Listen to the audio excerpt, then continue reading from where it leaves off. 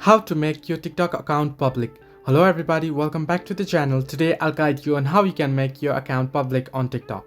Now, if you open up the app, you'll get an interface like this, and if you tap on the profile icon on the bottom right corner of your screen, you'll head into your profile. Now, if your account is private and not public, you'll get to see that it's private account and you'll get private account notification popping up just below your username. Now you can see private account here just below my username or just above my profile. Now to change this, what you want to do is head over to three line icon that you can find on the top right corner of your profile, and once you tap on settings and privacy.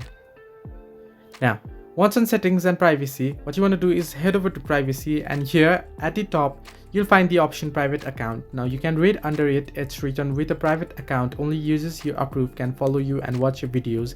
Your existing followers won't be affected. Now make sure to toggle this off.